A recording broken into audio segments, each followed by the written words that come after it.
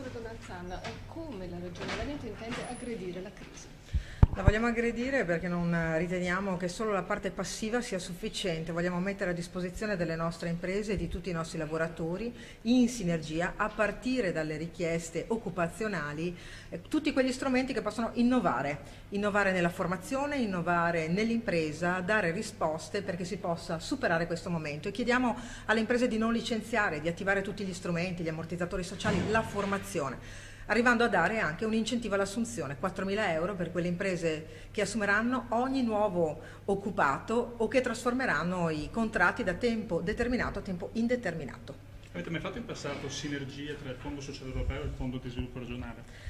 Si faceva senza saperlo, oggi invece l'abbiamo organizzato, immaginato, governo, questa è la parola chiave per dire perché abbiamo lavorato tra fondi, tra direzioni e soprattutto con il mondo esterno, soprattutto con le imprese. Questa è l'esigenza, mettere al centro l'impresa perché ogni impresa significa posti di lavoro. Da settembre molte imprese non potranno più attingere alla cassa integrazione. Per loro cosa è previsto?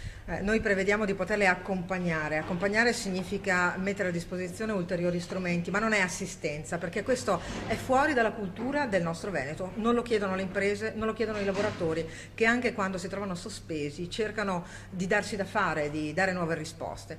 Noi affronteremo quel momento, quindi fuori dagli ammortizzatori, con quegli strumenti che ci servono per adeguare le imprese alle nuove richieste di mercato. Questa crisi passerà, certamente settembre, ottobre e novembre saranno mesi difficili, ma noi contiamo che con tutti gli strumenti messi a disposizione e la capacità storica delle nostre imprese di affrontare si possa arrivare a un 2010 più sereno. Che requisiti devono avere le aziende per poter richiedere queste facilitazioni questa sinergia tra il Fondo Sociale Europeo e quello regionale? Uno su tutti: essere operativa in Veneto, non avere delocalizzato, essere quindi presenti e trovare nuove opportunità di lavoro. Questo è quello che noi chiediamo alle imprese e vuol dire avere azioni innovative, vuol dire avere tutto ciò che viene dedicato in termini di recupero risorse ai lavoratori, siano essi dipendenti ma anche imprenditori.